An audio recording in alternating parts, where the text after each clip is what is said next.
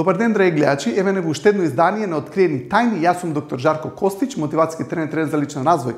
Денеска ќе зборувам за тоа како да одржиме мотивацијата и како да се чувствуваме убаво во врска со работите кои што ги правиме во нашиот живот. Сум зборувал колку се важни целите, колку е важно да имаме нешто конкретно што треба да го работиме денеска, некоја насока ни дава целта и ја вложуваме енергијата во нештото. Во Америка има една изрека energy flows where attention goes, или енергијата тече каде што е насочено вниманието. Фактички ние кога имаме насочено внимание кон некоја цел, ние креираме енергија, ние создаваме енергија и одиме кон таа цел и се чувствуваме мотивирано и се чувствуваме убаво поради тоа што сме создале енергија за да стигнеме до некоја цел.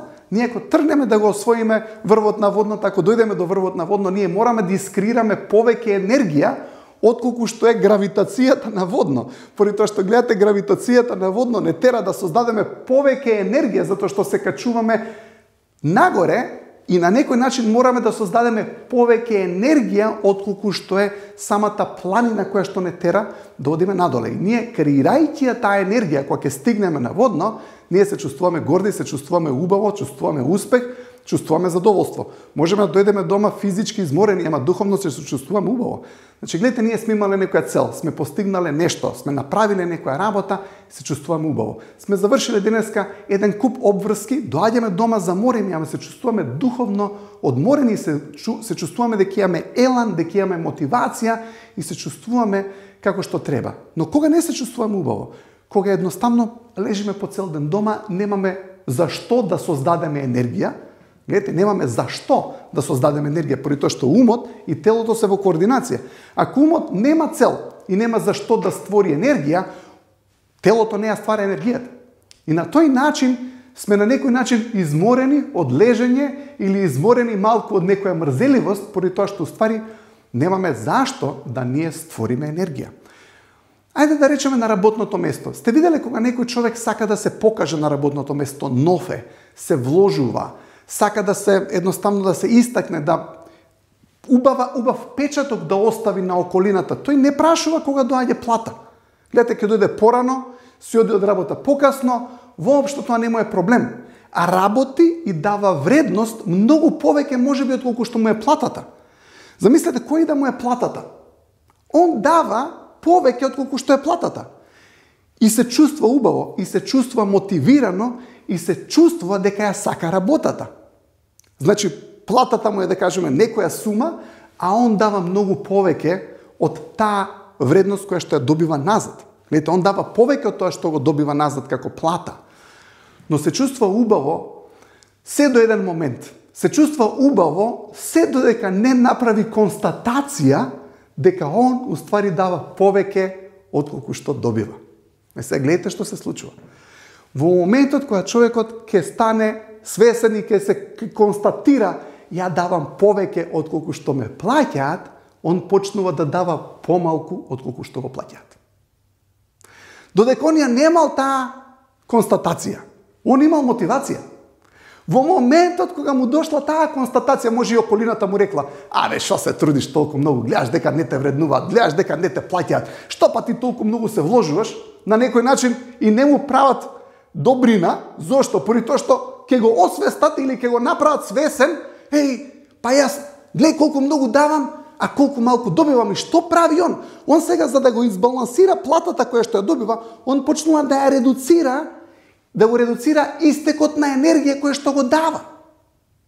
И набрзо тој човек почнува да станува разочаран и уствари се вложува многу помалку од работата отколку што и е платен.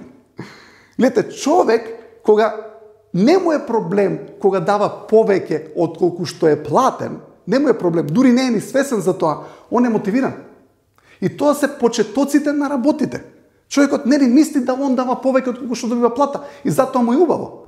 А му еден момент почнува да размисла: повеќе се вложувам, глеј, ја вака, ја онака, ама не ме плаќаат. Он почнува да оди надоле и почнува да му станува досадно на работното место и почнува да се вложува многу помалку и неговата демотивација доаѓа од поради тоа што дава многу помалку енергија. Гледате, прави помалку енергија од што правил предходно. Предходно он правил многу повеќе енергија. Сега прави многу помалку енергија. Ова не значи дека човек не треба да си побара покачување, да се разбереме. Апсолутно треба, но овој човек што дава повеќе вредност на компанијата во која што работи, тој има и лице да побара покачување. Но поентата ми е друга. Ако човекот му стане проблем дека дава повеќе отколку што добива, он ќе почне да ја редуцира енергијата која што ја ствара и набрзо оди да даде помалку отколку што уствари добива. И тогаш настанува демотивација. Значи, повторно да потенцирам. Тој човек кој што уствари дава повеќе вредност на компанијата од што е платен, он прво ја зачува сопствената вредност. Он се чувствува убаво затоа што он дал повеќе вредност отколку што е платен. Тоа не значи пак да нагласам дека не треба да си покачи, да си побара покачување и веројатно екипата која ќе го види или раководителите, менаџментот или сопствениците ќе речат ово е прв на листа за промоција. Поради тоа што дава вредност. Сега, поентата ми е следната. Проблемот ми е констатацијата и почнувањето да мериме колку даваме и колку добиваме. Затоа што тогаш почнува да настанува еден тип на демотивација, поради тоа што мислиме дека сме обесправени од работата или мисли човекот дека е обесправен од нешто. Исто е со релациите, ако видите на почетокот на релациите, никој не гледа колку другата страна дава. Он се вложува. Момчево на почетокот креира, за девојката создава, креира, твори, све прави за неа. Он не гледа дали она му направила него тост, че она не е направил шпагети со ракчиња и така натаму. Не гледа уопште на тоа. Тоа не е ни важно. Но што се случува кога едниот и другиот почнува да вика да, ама ти не крираш толку за мене, ја крирам повеќе за тебе, ти крираш помалку за мене, и се кога они ќе почнуваат со тоа обвинување, ти крираш помалку, ја крирам повише, тогаш некој не крира ништо. Затоа што гледате во лидерството, лидерот секогаш е најобесправен, тој секогаш дава повеќе од колку што добива, затоа е лидер. Ама кога човекот ќе почнува да размислува, пресметува, математики прави колку он дава, колку добива, он почнува да си ја намалува креативноста и креацијата на енергија во било кое поле. Ајде да речеме со прослави. Сте имале некоја фамилија која правела многу убави прослави, родендени, слави, имендени, шо и да правеле? Било какви прослави да прават. И они биле галантни, давале многу, све имало на маса. 4 дена траела прослава. Ама на крај ќе се гушнат мажот и жената и ќе си легнат у кревет, може би претходно не ни спијат у ист кревет, ама после таа прослава, затоа што имале убава продукција, затоа што се чувствуваат вредни, затоа што дале вредност на околината, ќе си легнат заедно, ќе си заспиат прегрнати, гушнати. Но замислете на некој од нив му текне, абе, шо ние волку се трудиме, другиве поминуваат со руска салата и со кифлици. И се они почнуваат да прават гозбата со помалку гозба, со помалку работи. Гледате, они почнуваат да си ја намалуваат енергијата што ја креираат. Се луѓето ќе речат да тоа е логично, ќе се чувствуваме помалку изморени. Но ја мислам дека човекот ќе биде повеќе заморен ако ја прекине креативноста, отколку ако креира повеќе. Зашто гледате, они се почнуваат да ја редуцираат нивната креативност и они со кифлици, оваа салата, онаа салата, 2-3 салати кифлици долго. Претходно имало, не знам, бланди, имало бутваков, имало ова, имало она, имало све. Сега нема ништо тоа. И се они мислат дека ќе бидат посрекни. Мислам дека нема. Поради тоа што гледате во давањето и убавината, кога некого сакаме, кога нешто сакаме, ние не ја воздржуваме нашата енергија. И затоа ни убаво. Поради тоа што ствараме, поради тоа што твориме, поради тоа што креираме. И кога човекот е цело време во таа енергија на давање, на создавање, на креирање, он се чувствува убаво. Зошто? Поради тоа што даваме вредност.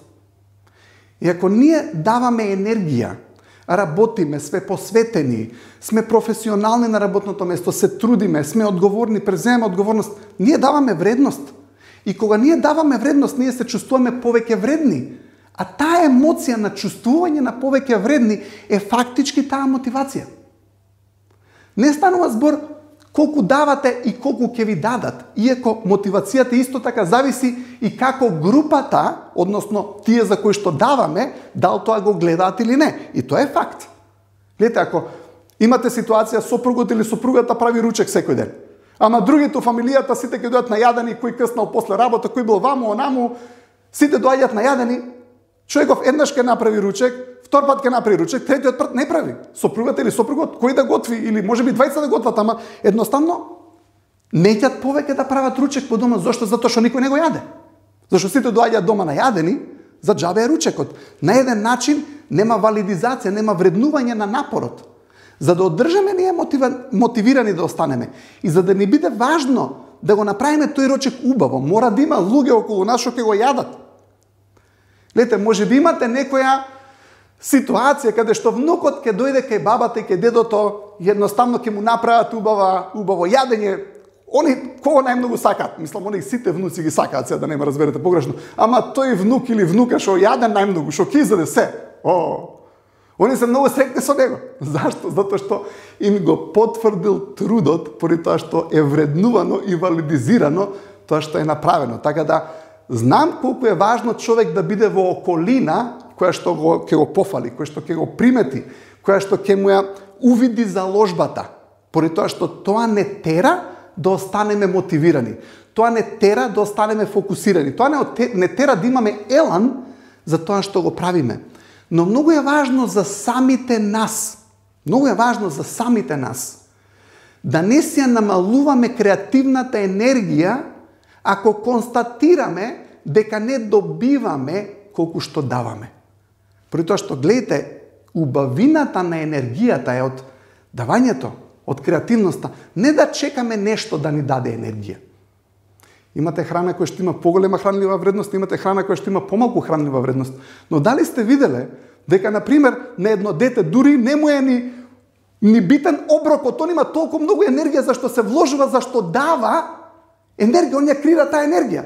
Ама можеби како старееме, ајке си прилегнам, сега ми треба овој оброк, сега ми треба тоа, сега ми треба ова, ние добиваме енергија од втекот. Но ние можеме да добиеме енергија и од давањето на енергија. И фактички тој убавината, секако секој во секоја годишна возраст треба да има, нели, хранливи оброци и така натаму, да не ме разберете погрешно, секој треба да се јаде според тоа, според него, според, не знам, нутриционистата, негов лекарот и така натаму, не ми е тоа поентата. Сакам да кажам, ние можеме да направиме енергија со давање. Гледате, ние сме денеска општество на конзумирање, на некој кој што зима за да искрира енергија. Мораме да седнеме некаде на вакво можеби јадење, на таков пијалок, на ова, за да се чувствуваме убаво. Не мораме. Нашата среќа може да дое преку продукцијата. Ете, имате некој човек кој што создаде нешто, уметничко дело, ќе искрира нешто и он се чувствува убаво. Секако дека има убавина и да се уживаме убав ручек, убава пијачка, во убаво кафе, секако дека има убавина у тоа. Ние мораме да уживаме. Но сакам да кажам, ние создаваме енергија преку креирање. Ние создаваме енергија преку продукција. Тоа ми е поентата. Знаете, некој човек ќе отиде некаде, ќе се најаде, ќе се прејаде, вика до безсвест. Поради тоа што он добил енергија, добил втек, кој што фактички на некој начин више ќе го онесвести, затоа што е премногу. Видите, ние исто така даваме енергија, тоа ми е поентата од стварање и од давање на енергија. Ти кога даваш љубов, кога се вложуваш во нештото, ти не можеш да не си мотивиран. Ти не може да не се чувствуваш многу високо. Ти не може да не ти убав и светол денот. Зошто? Поради тоа што го сакаш она на кое што му даваш вредност. Сега, ако човеков на работата допринесува и дава вредност, то не може да не ја сака работата. Гледате, тој кој што честопати ова се случува, тој кој што најмалку работи во некоја компанија, тој најмногу и не годува. Тој што најмногу работи, тој најмалку не годува, поради тоа што дава енергија за нештото. Ама исто така може да биде у фамилиите, може така да биде во друштвата. Тој што најмалку е креативен, тој најмногу наоѓа мани, најмногу наоѓа забелешки, наоѓа грешки. Тој што е највредниот, тој што е најодговорниот, тој што е креаторот, тој најмалку наоѓа мани. Затоа што е негово дело. Сега, ако човекот не допринесува на животот, на околината, на фамилијата, на групата, не е негово дело.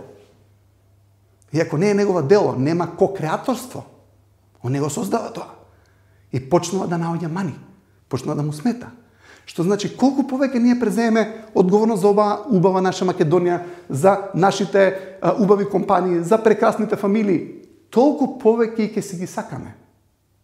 Сега, ако не превземаме одговорност за нештото, ако не ја даваме таа енергија, ако не допринесуваме, ние не сме до толку одговорни. Сега идам во еден друг дел од оваа емисија, кога човекот станува помалку одговорен, на него помалку и му се слуша за неговата неодговорност. Ако сте видели некој човек кој што не е одговорен и ти ќе почнеш да му збориш, слушај, ти не си одговорен за ова, пази за он не слуша. Не ќе да слушне, не му се слуша, не му се да слуша. Зошто? Поради тоа што го пецка неодговорноста и не ќе да го слушне тоа, поради тоа што е како со прст на некоја жива рана да му допирате, поради тоа што знае дека бил неодговорен. Сега, како на некој човек што бил неодговорен да му објасниме дека не е одговорен? Во една емисија од минатите откриени тајни зборував колку е важно човекот да има 3 пофалби и една критика. Дајте му пофалба, за ова си одговорен, и за ова си супер одговорен, за ова си супер одговорен. Ова можеш да си поодговорен. Зашто тогаш повеќе ќе му се слуша. Секој човек што не е одговорен, не му се слуша за нешто. Човек кој што е одговорен, му се слуша за пофалбата, поради тоа што му е убаво, поради тоа што е валидизација, поради тоа што е вреднување. Во комуникацијата не можеме секојаш да сме многу директни. Знаете, имате директни луѓе кои што не сакаат да се лицемери и ги разберем, и не се. Сакаат да ја кажат вистината, но гледайте, вистината е послушлива ако ја кажете на убав начин. Ако имате некој човек што е директен и кажува вистина, ама ако не ја спакува, политички би рекол, во една убава кутија, заедно со пофалби, заедно со убави зборови, заедно со валидизации, тогаш човекот нема да го слушне каде он греши. Затоа што ако на некој човек постојано му кажувате не чиниш, ова не ти би, ова не ти, тој не сака да слуша, има зид. Гледате, затнати му сушите. Ама ако му кажете, затоа што вистината е таа, не може он цело време да греши, мора да има и убави работи. Пофалба, и ова си е супер, и ова ти е супер, ама ова го грешиш, он ќе сака да слуша и што е интересно, ќе сака да превземе одговорност. Знаете, тоа е идејата дека слушливоста на вистината, или вистината е послушлива, ако доаѓа во пакет. На некој човек, ако му фрлите жежок компир, он не може да не го фрли, ќе се изгори. Ама ако тој компир го издувате и му направите компир салата, со кромиче, маслиново масло, маслинче, он ќе ја јаде салатата. Истиот компир е, ама е сервиран како што треба. Или на некој човек не можете само пандишпанот од тортата да му го даете сув. Гледате, мора да му даете над пандишпанот, замислете има некои јаготки заедно со некој сос, па не знам, некој пудинг од ванила и на врвот да има некој, не знам, бел сос или бел шлак. Вау! Ке јаде све. Сега, ама на некој човек ако му дадете директна комуникација и му дадете сув пандишпан, нема да ја јаде. Бланди мора да имаат убав фил. Не може само кората од блондите да се сервира. Муабетов ми е и кога ќе дојдеме дома, мораме да имаме малку политика во муабетот, поради тоа што дома луѓето кога ќе дојдат немаат манири. Манирите се за надвор. Љубезноста е секогаш надвор. Ќе дојдат луѓе во дома, нема манири. Пандишпанот сув. Мора и дома да имаме некој тип на културна и убава комуникација. Луѓе го кажат, ама па они се мои. Да, кога луѓето се наши и ги земаме здраво за готово, и манирите не ги нема. Замислете, имате некоја постара господја, некоја бабичка која што живеела можеби со некој дедо кој што бил критичар, кој што бил малку посуров. Она била таа која што филувала, која што политика внесувала во комуникацијата. Она била вратот. И она ја одржала врската.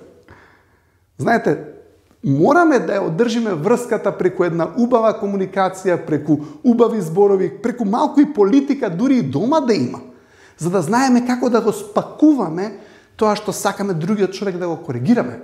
Поради тоа што ако не го спакуваме во убав пакет, тоа што сака да му кажем на другиот човек нема да сака да слуша.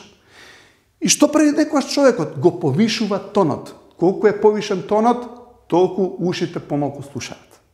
Ама колку поубави зборови, и колку поубаво кажано, и колку повеќе кажано со насмевка, љубов и афинитет, повеќе ни се слуша. Разбирам дека имате некоја ситуација каде што некој ќе го коригирате еднаш, два пати, 100 пати, исто и знам дека не може цело време да опстане истата таа љубезност, но има разни предизвици.